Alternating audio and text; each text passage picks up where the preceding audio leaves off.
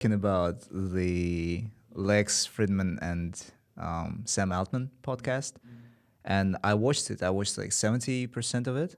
I still like it's a bit shameful to admit, but I didn't watch it till the end, and I didn't watch the podcast with Elon Musk because they kind of like refer to each other in the podcast. They have like so much animosity with this situation with the AI and everything, like because you know the situation, right? Like Elon, he sued OpenAI for being not open enough and stuff. Actually, no, I don't know that. You don't know that? Yeah. Oh, okay.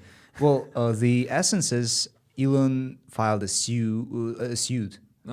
He sued basically OpenAI for not Alright. being transparent and open enough. Alright. So he wants OpenAI to open source their code. Okay. So to make it like public. Okay. And Sam Altman, he made several comments about that. I mean, I have to watch it till the end, so To understand. I still don't understand the full picture, Yeah. and I don't know the position of Elon Musk, but I know that it's kind of a big thing. Like, what do you think about AI in general? And- AI in general. Yeah. Well, if we talk about the OpenAI's specific activity recent years, well, actually, I can only comment this situation maybe from the viewpoint of like an average user, since the OpenAI, I used OpenAI free services as ChatGPT. So, and I used it to write my thesis. That's a confession. I'm not ashamed because it became normal thing. Did you write master's thesis? No, actually, it was only used by me to write the abstract for my thesis. Okay, I'm not breaking any rules or laws. Well, you perhaps also like fact checked and maybe use it instead of Google sometimes in some Right. respect.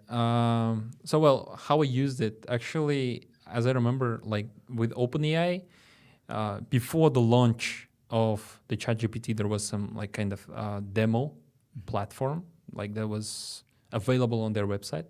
And I got to know it like before it became a mainstream, you know, because one of my friends, he recommended like to use that thing because it can actually generate some responses like of whatever you ask. So I was quite surprised, and I asked like, okay, summarize my work based on this and this and these things, and it just gave me like 2-3 paragraphs of text of good abstract. So and yeah, I just used it like as a reference. I didn't just copy and paste because recently I just figured out. I mean, I noticed. I saw. Oh, there's a guy actually. Hi. Hey.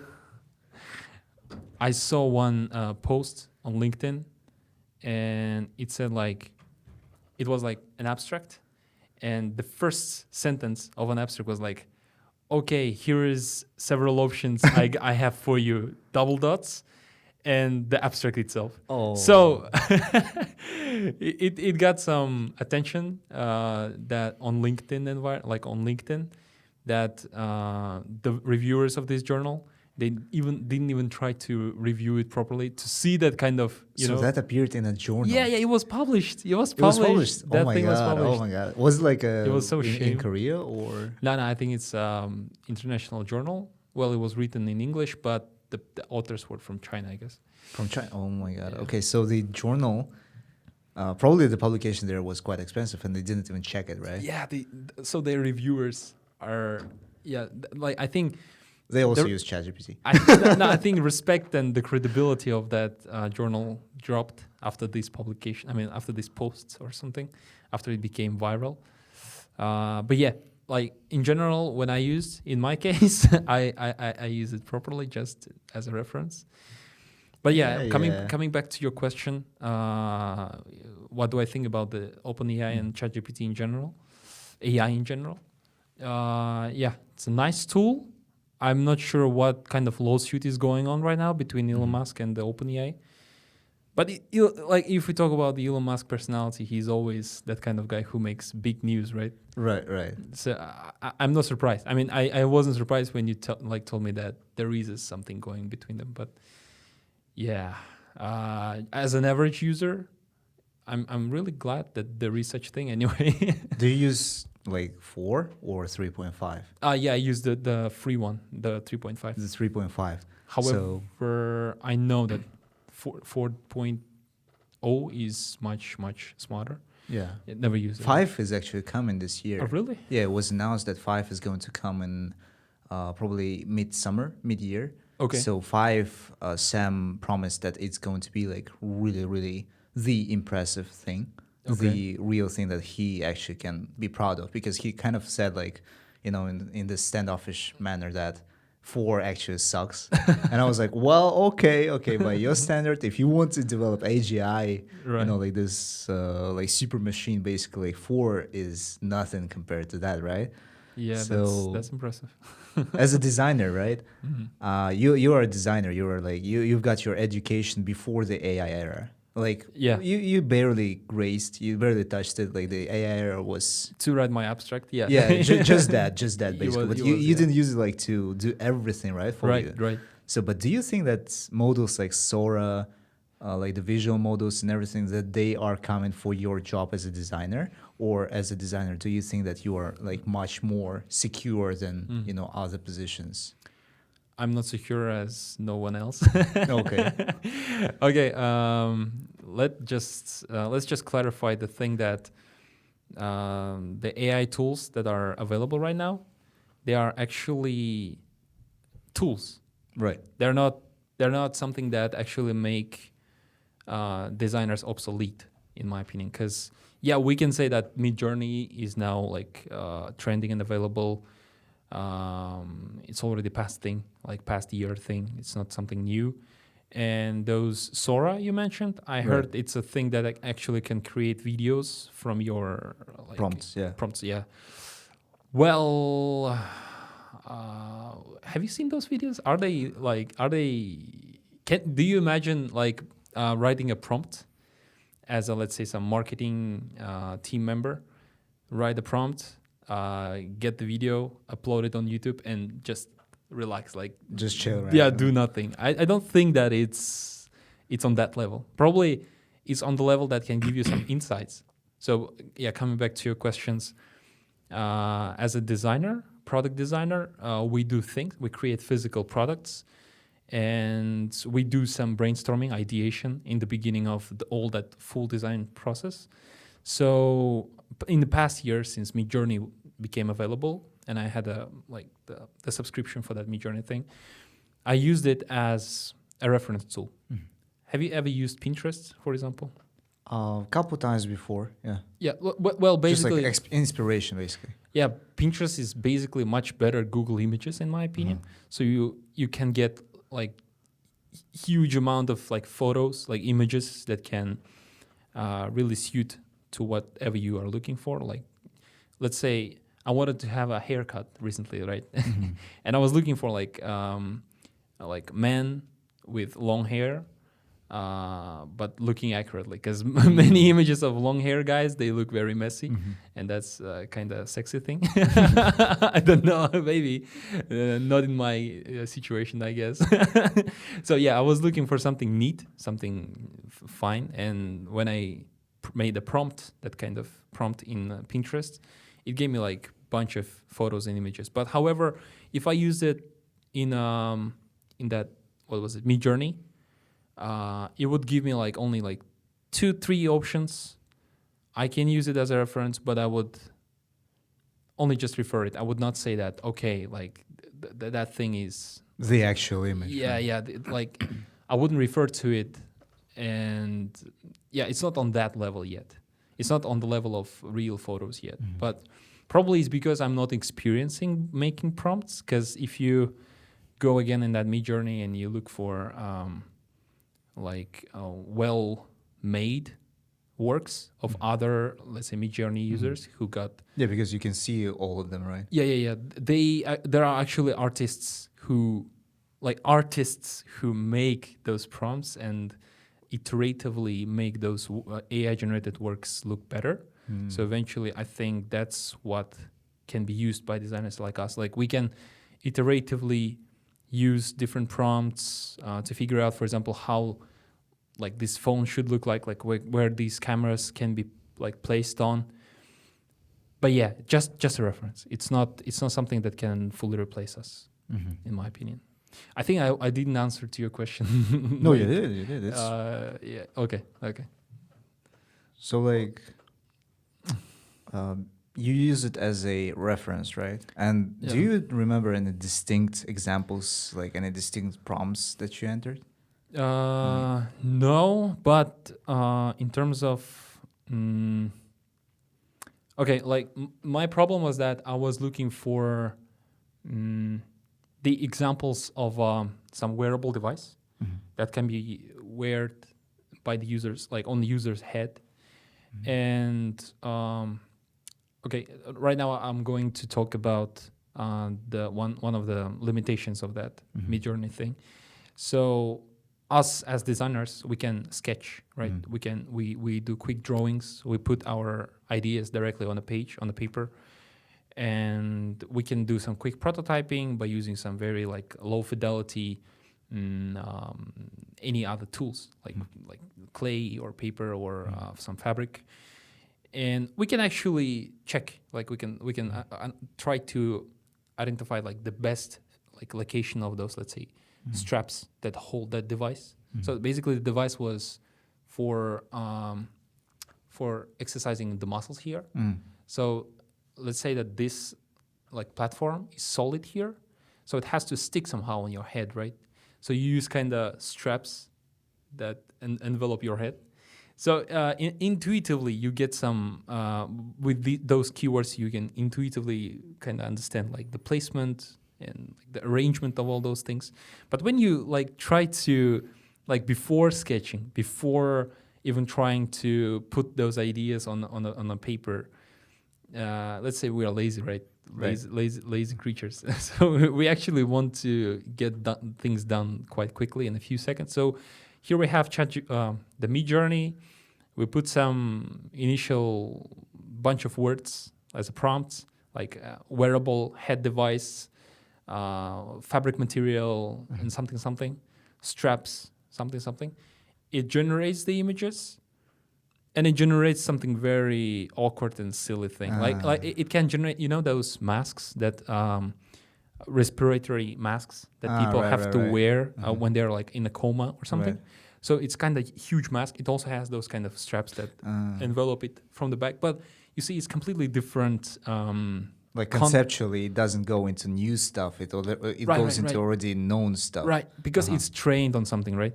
So, yeah, as I told at the beginning of my like response to your question, the limitation is that it's like even if it's super smart thing, let's say it's developed in a like past year by those OpenAI engineers or others, it's still trained on something. So it's still trained on something, and when we are trying, like in my job, when we are dealing with something that doesn't exist, that we're trying to solve like new challenges, new problems, yeah, we cannot fully rely on something that was already done. Yeah, because you have to conceptualize and actually come up with something new. Yeah, that's your job. Right. But so in that sense, I didn't enjoy much of using Midjourney. I enjoyed more using, again, the classical Pinterest thing. Right.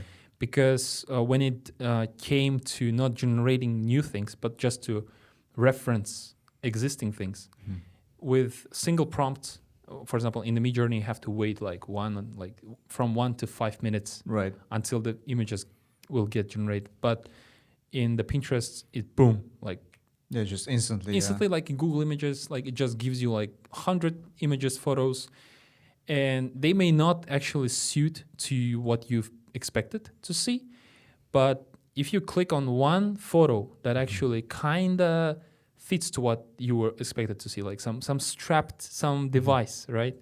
You click on it and it then generates similar. Yeah. So that way you can kind of you have a path from something abstract to more exact, and you can just copy and paste in your PowerPoint or whatever, like a board. Right. You create the mood board. You create like let's say 10 to 20 images that actually suit to your response, and now you can work with those references further. So now you can again conceptualize as a like further stage on existing some ground. But yeah, Midjourney with its image generation capabilities, I don't know. It's it was kind of. It's a long shot. It's a long shot. It was a waste of time in my opinion. It was okay. Okay. Yeah, but again, there are some artists. Uh-huh. I should give them credit, right? They're actually really good. They're making, again, based on already existing data, they create something more beautiful, like more bizarre thing. For example, have you seen those silly images generated by AI, like saying like, generate me the richest Kazakh, and it generates some like a guy who like looks like a rich guy wearing some rich clothes, and then you ask like, generate more, make it more rich or something, and it generates like a person with like golden like wear the clothes, and it gets even more bizarre on that. Yeah, I mean. I don't know why, but I think it's at the same time funny and sad that it can only do that. Like it can, it can only like throw stereotypes. Yeah. Like already existing knowledge. Right. So that was my experience so far. Yeah, I didn't take my job. You didn't what? It didn't take my job. I mean, it didn't steal my job from me. Yeah. Well, yeah, that's a long shot for you. I mean, you're a professional in design, and actually, you talked about your work before. So can you tell more about the place where you used to work at, and like what the work was about and everything? Yeah, sure. So past 3.5 years, let's say 3 years, I spent it at UNIST. So it's Ulsan National Institute of Science and Technology. Cannot mess this up. Yeah. It's something like KAIST, they say. Like, really interesting thing, if you go to Seoul, people there don't even know what is UNIST. Yeah. I mean, normal people. Because I remember, do you remember like in 2021, I guess, when we met at COEX on a design exhibition. Right.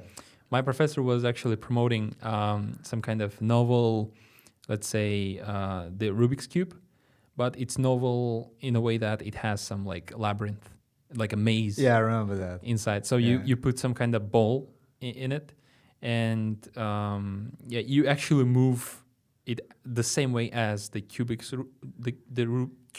Rubik's Cube rotates, and you kind of guide the path for that ball to come out from another end. Right. That was fun. That was fun. Yeah, a really interesting product. But the thing is that when professor was like promoting this thing, because that the whole event was about like selling your design, like the things that you designed, right, on that exhibition. So many citizens of Seoul was coming, and they were checking all those things on that exhibition. And they were asking like, like what is it? Like, and my professor was like, when he was explaining, he was like mentioning like, yeah, we did it at UNIST. Like, I'm a professor at UNIST. And when he was explaining UNIST, people were like so confused. Like, so what is it? Yeah, what is it? Like, where is it?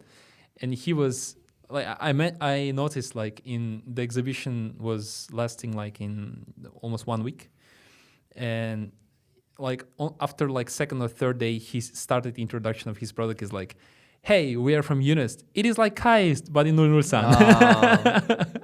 It is like GIST, but in Ulsan. Yeah, right. So yeah, overall, I'm from UNIST. I graduated there my master's degree in the design department.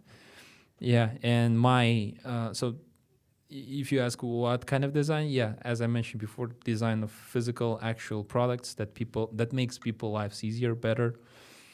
Yeah, I can summarize it maybe that way.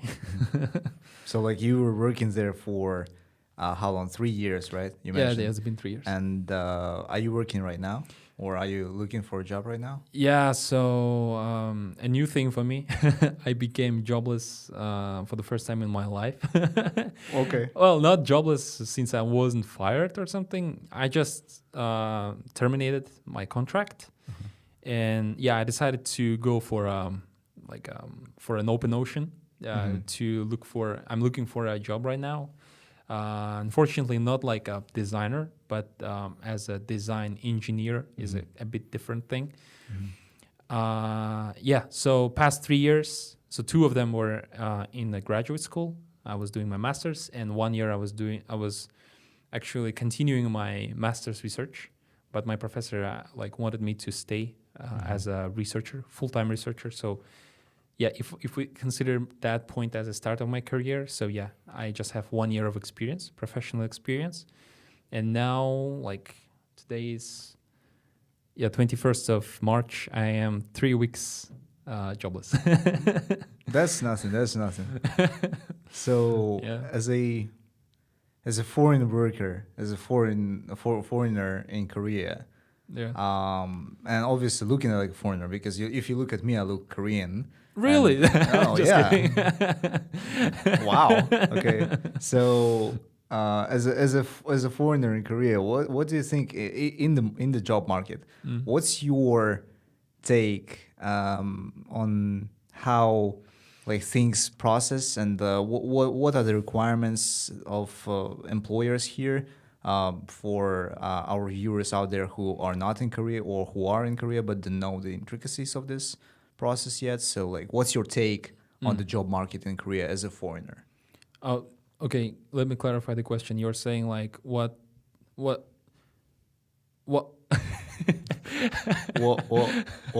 Okay, just can you repeat your question? I got zoned out. Sorry. okay. So Yeah. what's your take on My take. your perspective Okay. on Korean job market, and how I see, how different it is? What trends do you see in it? Okay.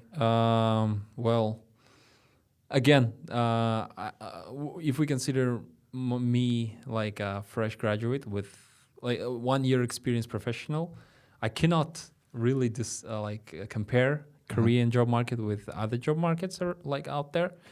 But so far in my job looking experience, I can say that it's okay, since I said I said I'm not a designer anymore. I'm a bit more now into engineering because my research was about more engineering stuff. I have applied to some big tech companies as for the position of mechanical design engineer. And so far the process was just filling out the form containing my personal information, and finally writing some self-introducing essays, and attaching some portfolio or some other PDF documents related to certain job position. So so far my experience has been in that. But from experience of my friends or my those close to me people, I know that the thing goes that you apply for something through specifically Korean job posting platforms. Or which ones do you use? I've been used so far Saramin, and I heard about the Rocket Punch. I've never heard of it. It's kind of Saramin, but I heard that it's more for creative professionals, like real designers or some. But overall people use Saramin basically. But I've tried using LinkedIn, looking for jobs available in Korea, but most of them require much more experience, years of experience. Well, specifically if we're talking about the engineering positions. Right. Because they're more global, sure, and that's why they require more experience. Yeah, I think. Yeah, I think so. And well, definitely they would love to have a certain engineer with let's say 10 years of experience from Europe, currently residing in Korea, maybe somehow, and speaking Korean. It's somehow. I was hoping. I hope to. How can I say, to use it as my leverage. Did you speak Korean? Yeah. The fact that I have some level of understanding Korean and speaking it, this language. How well do you speak though? In terms of levels of topic, let's say. Topic 5.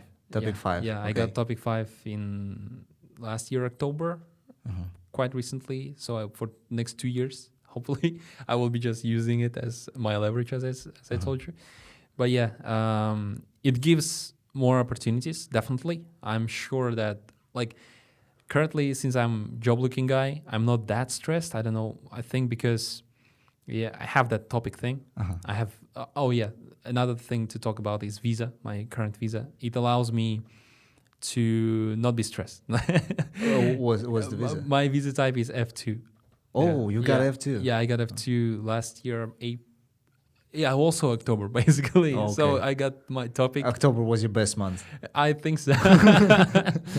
and this F2 visa, it allows me to actually to reside in Korea and not be stressed that immigration office will kick in my house and say like, definitely, get out of here or something. Because E7, I heard like E7 is you first got E7 visa, right? Yeah. So no, my visa was E3. It's a bit different. E3. Uh-huh. So it's basically that E category visas are about like working visas, right? And you're tied to one company. Right. Cannot really leave. So E3 was about for workers in research and development area. Basically, like those who are in universities working people. If they want to work on a working visa, they will work on E3, not E7. But yeah, I think basically all the all the characteristics of E7 visa is quite similar with E3, I believe. Yeah, and now I am F2 guy, and Almost a citizen. yeah. Actually, I'm planning to stay in Korea for next maybe 3 more years, and I hope by the end of that period I will have F5. I've been told that it's possible if You've been promised. Yeah. Like if you have 3 years being on F2 and you kind of contributing to Korean economy, doing some research and development thing, which I'm planning to be doing all these years, you will get F5. You will have permanent residence. Who told you so? Immigration office. Don't trust those guys. Never trust those guys. Actually, probably if this video gets uploaded on some like YouTube, there is a video of me meeting the the Minister of Justice. Oh. Yeah. I think it was also in October. Or no, that was November. So in November, that guy, he actually a big kind of like a rock star in Korean media. So he's quite looking young. Actually, he's apparently he's I think he's maybe 50s or around 50 years old, and he is Minister of Justice. And maybe as far as you already know, the current president of Korea, he was also prosecutor or something. Yeah. So they are on the same gang. They're kind of friends from the past. They're colleagues, not friends probably. And that guy, the Minister of Justice, he was having some kind of media tour. So he was going to KAIST, I guess also SNU maybe, and he was meeting international students. Oh wow! Who were able to speak in Korean. So, and everything was scripted. I will tell you, I don't know if am I allowed to say this? This podcast is not scripted though. Yeah, right. I didn't even know like what kind of questions you will have. So yeah. Anyway. That guy, he was touring in those, let's say, top tier Korean universities, and one of those universities was UNIST. So he came, and we have CIA at UNIST, not Central Intelligence Agency. It's the Center of International. No. It's it's International Students Center at UNIST. They call themselves CIA. I don't know. And they actually like wrote me a message like asking like, we know that you speak Korean. Could you please participate in this event? That's intelligence agency. They know you speak Korean. Okay. Well, basically, I had other things to be resolved by like meeting those people, like visa things, some like mostly visa things. Like I was visiting. Yeah, they just know you. Okay. Yeah. Basically, they know that I just come into their office. I start speak Korean. I don't look Korean, so basically they like assume like, You're a celebrity there. well, apparently, yeah, there are only few students who can speak Korean at UNIST. That was again my like distincting, I think, like characteristic. But yeah, anyway, so that the minister guy, he came to UNIST. I had an opportunity to actually sit almost right next to him. Actually, our names, like if there is the name tag for the minister, and this is his chair. My tag was here, so I was next to him. And next to me was one of the international professors from my department, whom I know personally. And like those CIA people from office, they're walking around like being very nervous. And I'm like, hey, I think it would be more like appropriate if professor would sit next to the minister, not like some fresh master degree graduate. And what did they say? And they said like, oh yeah, you're right. So they changed our name tags. And actually I was a bit nervous to sit right next to him, so because I was thinking like there would be like some security guys standing behind me, Well, yeah, I thought that would be like that, but everything was quite again peaceful, very calm. Most of the international students sitting there was some like public behind us. On that side, there were like press, like like Ulsan TV, some other TV people like came with like big, huge cameras standing like taking pictures when he came. But then like after he made his kind of introducing speech, they were all like asked to leave that the space. And yeah, so we only university individuals, some other like governmental people were sitting. And international students were sitting who could speak Korean. And we kind of gave some speech, scripted. My question, no. My script was like, I had to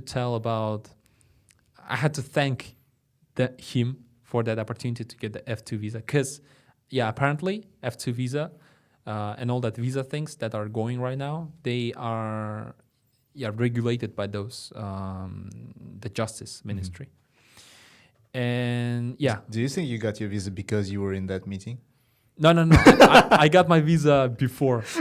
So there were clearly some people, and their scripts were like, I spent in Korea like more than almost like 5 or 6 years. Please give me the visa.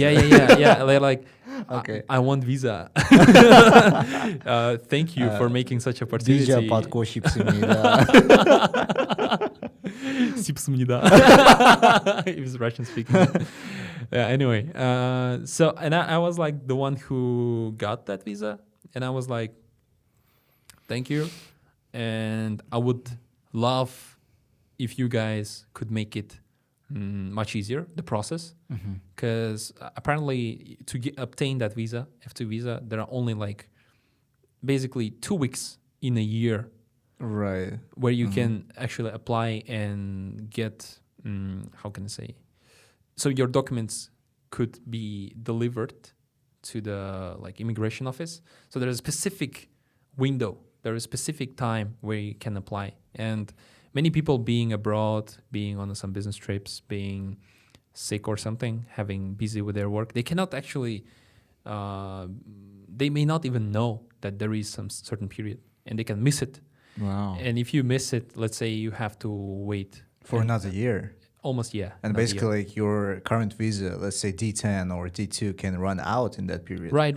Which is completely unfair. It's like unfair, E7 but too. yeah, it's bureaucracy. I mean, so all the bureaucratic issues, there is always some bureaucratic thing, right, going on, and that makes things very complicated. So I asked him, like, I was scripted to ask him, like, could you make this process easier, please, for my fellow researchers who want to contribute to the research field in Korea, who want to contribute to Korean economy, but they cannot because you guys don't allow them to do it because of some bureaucratic stupid things. Yeah. And essentially. Yeah. And he was sitting like looking at me like, yeah, you're right. And looking at another like governmental officials like, do it. Yeah. Like he had a pen, you know. He made it look like he's Taking listening. notes. Yeah. He was taking notes very quickly, like because And in the notes he was like, "Heba, do it." yeah, and he was like, yeah, we will do it, definitely do it. Yeah, thank you for your request. Yeah, and they of course they already all know what kind of questions they will be asked, and they prepare some answers, beautiful, like really nice sounding answers, neat. Yeah, and we were talking about what? I don't remember. Let's just talk. Let's just talk. Yeah, let's just go on. So Yeah, that was the meeting, and yeah, we talked about my visa, how I got it, and before that we were talking about my Korean about like what kind working of experience. like obstacles to you, or maybe like just your perspective on the job market. But we already basically in a job seeking process, right? yeah, Those yeah. obstacles. Like Oh. not obstacles like per se, just comments, some insights that you yourself have. Mm, Imagine I am looking for a job in which I am basically. Like I'm looking for a job in your sector, Yeah. or maybe like regardless other. of the sector in Korea. Yeah. What kind of advice would you give me? Well, since I haven't found it yet, I would just recommend keep looking. Don't give up. Never give up. That's a lot of essence. But yeah, again, everything in I think it wasn't only about job market and job seeking process, but in general, like in about life in Korea, everything is kind of everything depends on the documents, on that bureaucratic things that you have. It's a big problem in my opinion. Like, because many people are not able to like write things, prepare them in time. Or basically, they don't have enough time, like you mentioned. Like there is only 2 weeks window. Yeah. And otherwise, if you miss it, you're out. Right, and especially with those big companies that require the big companies, right? Like the Samsung, the Hyundai, the LG. I'm currently applying for those job positions that they have right now for fresh graduates, basically. If you go to their website, they always have that experience level working positions Right. for those who have, again, more than 5-10 years of working experience or some. But for those who just recently graduated, like me, even 1 year of experience, they have, again, that kind of 2-week window, that 2-week period when you can apply when you can apply. And that's kind of stressful because almost all companies altogether, they have the same period, which is March. Oh. Yeah, in March, you have to be able to apply for both, like all the companies you want. That's a bit problematic, but yeah, you basically the process is not that difficult. You just fill out your personal information about your degrees you have, and yeah, you have to fill out your self-introducing essays. That's it. That's not quite difficult. And the next step in that hiring process is that they look through the documents. They may not proceed with you for the next step. They can just reject your documents if you didn't. And you have to wait for another year. Half a year. Half a year. Half a year. Wow. Because they call it 상반기 and 하반기, which means that the first year, early year application, first year, how can I say? First 6 months of the year. Yeah. let's First say. 6 months of the year and the last 6 months of the year. So they have those 2 periods. Right. And the hiring process actually lasts half a year as well. So I'm applying now in March, and my documents will pass through screening. Hopefully, it will not get rejected. And during the April, I will hopefully get that invitation for an interview, which may be not on April, but even on May. Oh, wow. Well, it depends on how many steps they have, actually. Some like, let's say, middle and small size companies, they can have the interview and they directly can give Hire you. you, yeah. They can set a deadline or a date when you can actually start your working. Right. But in big companies, apparently they have that document screening period, maybe like 1 month after your application. So let's say now I applied like in the mid of March, and probably in the mid of April I will only get notified like what is going on. And next step is interview. But in those kind of big companies, they have like kind of personality tests. They can be online. Is that MBTI or? No. For example, in Samsung, they call it GSAT. GSAT, yeah. Yeah, Global Samsung Aptitude Test, I guess, something like that. But that also includes math, no? Like the subjects. So it includes math, some like logic-based questions, and something else, like 3 types of tests. And also your personality, is it? Yeah, I think you can like based on those tests, you can include what kind of person you are. Maybe in the math test. So be like, yeah, like the answer is wrong, and they're like, okay, so he's like nitpicking or something. Yeah, I think I'm wrong. Yeah, probably it's not about the personality, but after they have, let's say, certain like 1,000 applicants. Let's say, just imagine 1,000 applicants. Yeah, then they have the document screening. Let's say only 800 pass, and after that, math, basic math thing, and basic logical questions. Right. Actually, they're all are focused on how quickly you will solve those things. They're not like high level math that is taught in the university, right? But very quick things. If you are able to deal with those things. Let's say out of those 800, maybe 500 pass only, maybe 400, and then the interview process starts. So, as far as I know, they may have online interview, or they even can ask you to come to like specific place to have an offline interview. And some companies have just 1 interview, but some have 2. So the first interview is kind of with general HR, and I think the last interview goes with certain like top level managers or something who actually will hire you with the perspective that you will work in their department, in their teams. So it's probably your actual boss will be prospective boss that will have an interview with you. And the last thing, the last thing would be the health check. I don't know why. Like if you're able to attend their tests, doesn't that mean already that you're healthy enough? I'm not sure what kind of health test is that, but yeah, they require some health checkup, and after that health checkup, you can get hired. Well, that's quite different from any hiring process I've been through. Oh, really? Yeah, because even though I'm in Korea and I've worked in Korea pretty much all the time, but like I've never had experience with LG or Samsung, the Techiop. Yeah.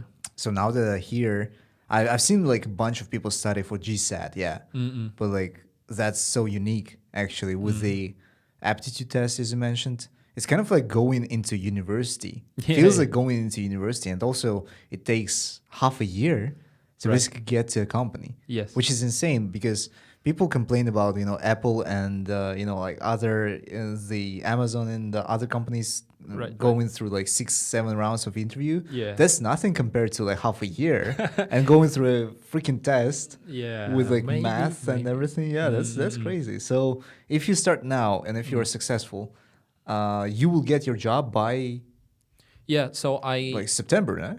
The best would be August. The best August. Wow. End of July, August. But most definitely it will be starting from September. What do you plan? And the second, as I was mentioning, so this is the first half. 하반기, right? Yeah. No, now this is 상반기. 상반기. So it's kind of like top half of the year. Right. And the bottom half of the year is the 하반기, which will also last from September or October.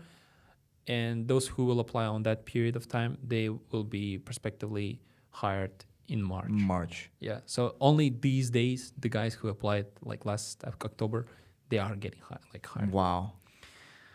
So yeah, I don't know why it works this way and why all the companies have only these specifically designated periods of application. I think it's to make it more how can I say, to I think it depends also on the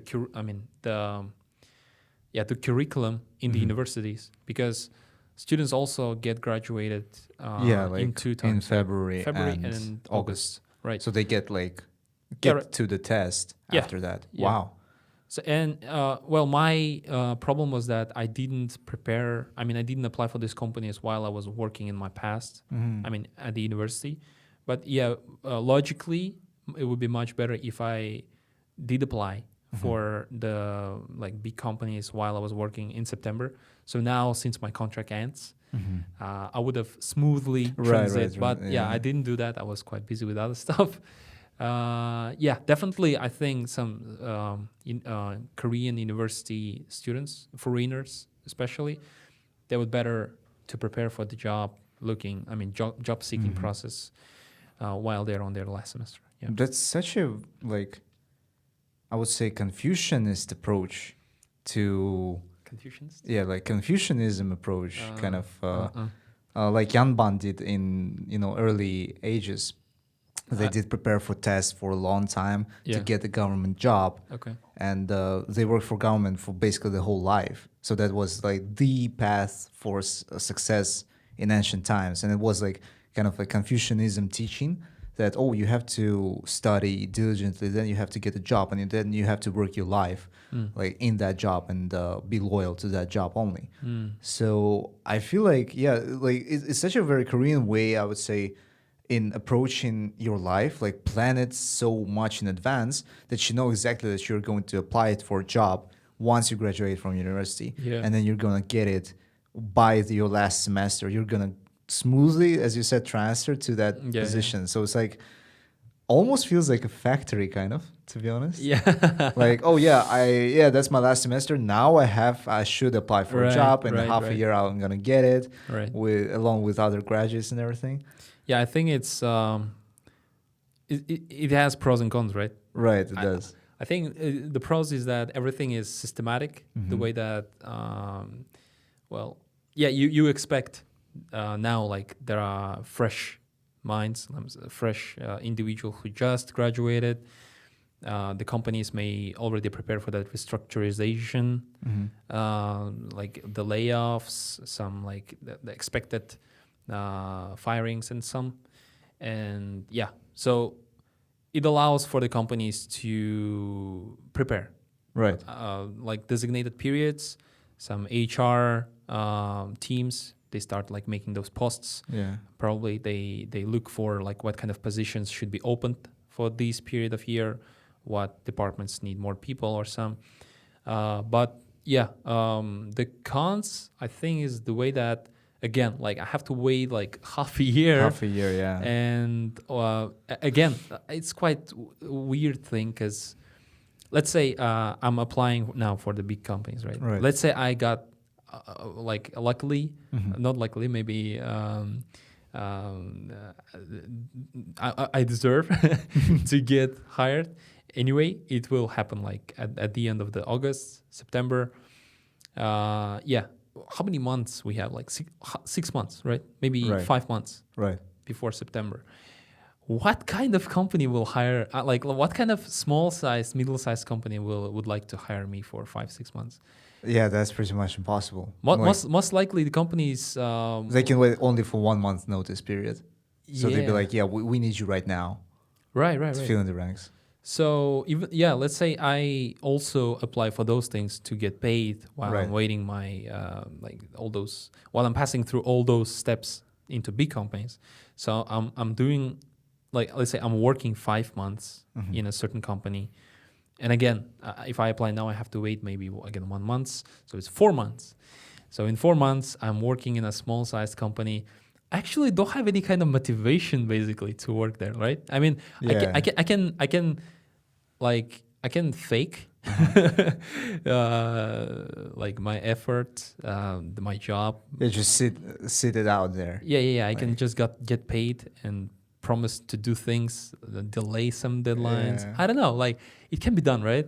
I can be such an asshole in a certain job. Actually, yeah, technically yes. But yeah, like at the same time, I should be quite confident, super confident that I will get hired by Samsung or Hyundai or LG, right? Right, because Yeah. if you don't work your ass off Yeah. at the company is gonna notice it, and then once you fail, Right. if you fail Right. for Samsung, they're gonna Yeah. come back right at you. Right. So, yeah, pros and cons. So is that your plan? Like while waiting to look for a job and maybe work for Chunsokyop, like a middle-sized company? Yeah.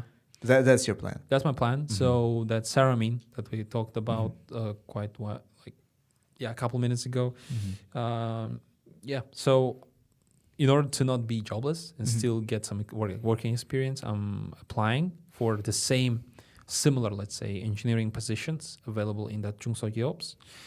And that's it. Like, I'm actually not against an idea of working in a small, medium-sized companies. Well, I'm not sure about like kind of working culture in there.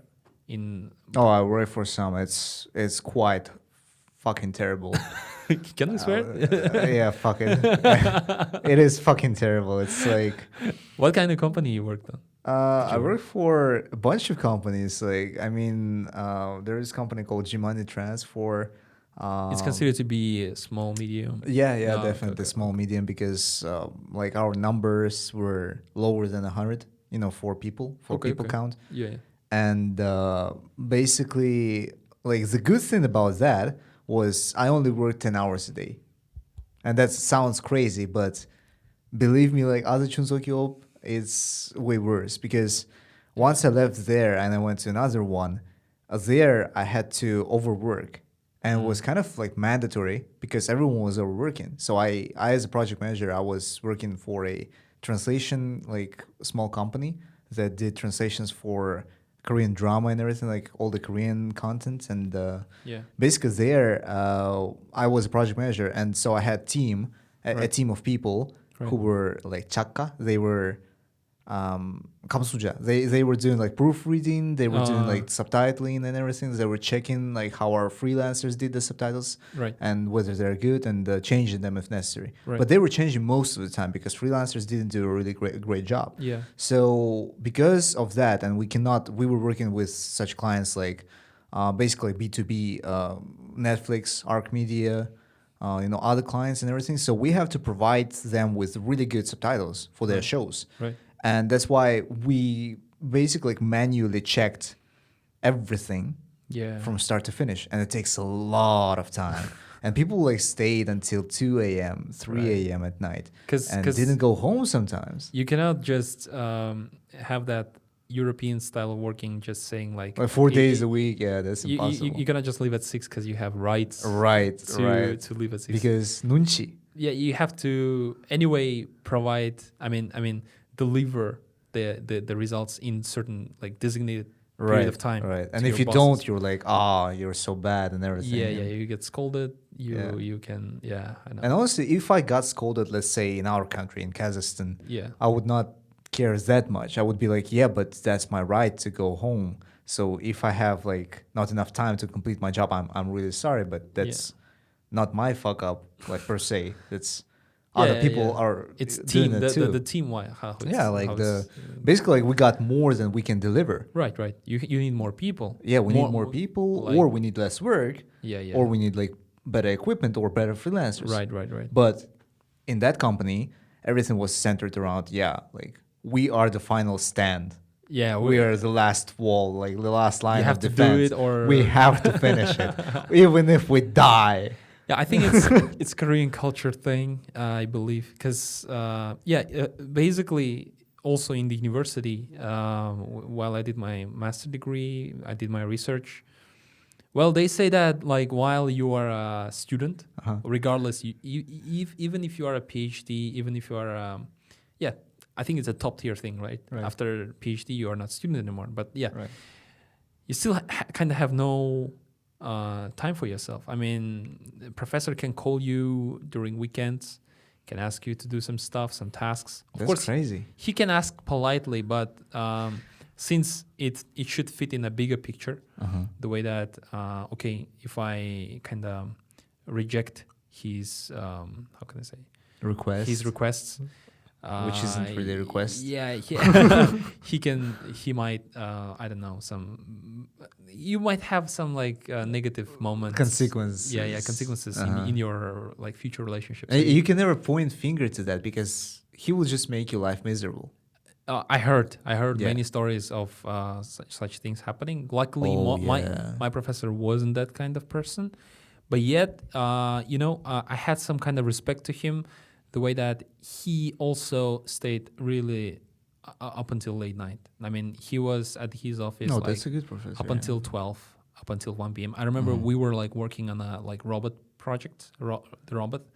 When you visited, you saw that, right? Yeah, that. So that 2-wheel robot, and there was a deadline. So basically, when our professor had to report our like full year progress to our to the government, basically, because that project was funded by government officials, and those government officials were about to come like next week.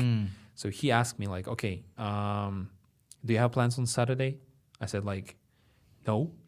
Well, I could have said like yes, but I understood what's going on. I'm a part of that project that will, on which my future, next 1 year working will be based on. So if the project gets cancelled, I will not have an opportunity to work. To stay at the lab as a researcher, as I told you, like after graduation. That was my plan. And since if that thing that will not work out, I have to start looking for a job, which I'm not prepared for. So I was kind of personally motivated to help out my professor, to stay with him all Saturday. We also asked to like one intern to join us. So 3 people, we were like assembling that robot. We spent like, I think, almost 16 hours maybe. No. Oh, wow. 12 hours already, 14. Just assembling. We assembled, and the problem why it took us so long, it didn't work. Oh, wow. Okay. Because we were actually not assembling like our technology. We had like existing like the Segway. Do you know the 9-bot Segway thing, the scooter? We disassembled that thing. We put some of our parts and assembled that electronic technology into our like that was demo. That was demo prototype. That wasn't our technology. But since that Segway thing works, we wanted to demonstrate like, okay, now like aesthetically, it looks like this is our robot. Imagine this is our robot. It goes around. It works. It has 2 wheels. But internally, it's fully Segway technology. So the process was that we had to disassemble that thing, assemble this thing. I was disassembling this all along myself, like for past like maybe 1 month. But now professor was like, okay, all parts that ours came to me. Now let's use all those disassembled components and let's assemble it in my office. Let's do it. Like next week we have deadlines and so on. So I count on you. That was his like like request. Well, basically you cannot fail after that. My professor is really, I don't know, like many students in Korea, and I think not only in Korea, like many students in academy, they have kind of difficult, toxic relationship with their professors. But my professor was a really good guy. Like, he's perfect guy. I have a story about like the bad relationship. So I have a friend, and she was a master's student at PNU, like Busan National University, and she was getting masters in chemistry, I believe, or biology, something like that, some like related to lab. And she was legitimately working for a professor in her lab, and her professor was a jerk to her, and he was such a bad professor that basically after she completed her work, and she was like tagged alone for 3 years instead of 2, even though it was supposed to be 2. because basically she was doing work in the lab on another people's projects and Really? on the professor's projects. Yeah. And then he said, well, yeah, you were working on your project, yes, but he didn't give enough time and everything. So her project quality dropped too. But she still managed to complete it. And then he said, you know, like, it's not good enough. I cannot sign it off. Right. And then she stayed for another year and she reapplied, like saying, yeah, I now finished my job. It's good. Yeah. So can you please give me like your approval and everything? I can defend it. Yeah. And then he didn't sign it. He didn't give an approval. He said, this is still rubbish. And she was like, but like you were supervising the project. How can you say that something you supervised for 3 years is rubbish? Because it also means that you you as a professor didn't make it happen. Did a bad job. But obviously he was trying to like string her along for as much as possible. Okay. And then after this, she basically like burned out, and she said like, well, fuck that. She quit. Yeah, and she quit. So she quit 3 years of masters without nothing, like without anything. Having no degree, right? Having no degree. Which I think warrants some action, because I was like, yeah, you should go and, you know, like sue the guy, because that's insane. How can you do that? That's true. Yeah, that happens. And she says that happened not only to her. She's not the first victim, which was mind blowing to me. Like, how can this keep happening? Right. Some dictatorship, right? Yeah. Well, anyway, in the lab. Ali. Yeah, thank you very much for joining. Is it the end? Yeah, basically, we are running out of time. So thank you very much for joining the podcast. Yeah. And I hope to interview you, to talk to you once again, once you go through some stages in your journey into getting like to the big companies. Get hired. Yeah. Because that's a really interesting, unique story, I believe. Yeah. Like, I hope to have it like, you know, if you're okay with that, like a serious. Sure. Like you're going through a first interview, we're having a podcast about that. Yeah, second interview or something like that. Second step. How I fail my interview. Hopefully the last episode is going to be how I got to LG or like Samsung. Yeah. So let's believe so. Yeah, thank you very much. And let's talk to you again. Let's talk to you again. Yeah. You seem like a good lad. Oi lad. You good, mate. You good, mate. All right then. Yeah, my pleasure. Thank you for having me. And I want to subscribe to this channel. That's my phrase. Subscribe to this channel. I monopolize it. So subscribe to this channel. Hit the subscribe button and hit the like button and everything. You know, like we're going to continue to produce this quality content for you guys. Yeah, to give more transparency on what's happening in Korea and what's going on and everything, like the personal stories of people. So my goal here is to bring as many people, as many interesting people as you, as you are. Thank you. As possible. Thank you. My English broke. Sorry. Yeah, it's not our like native language anyway. Yeah. Aren't you from UK? Oi lad. Okay. Anyway. Okay. See you again. See you guys. Gustav, brother.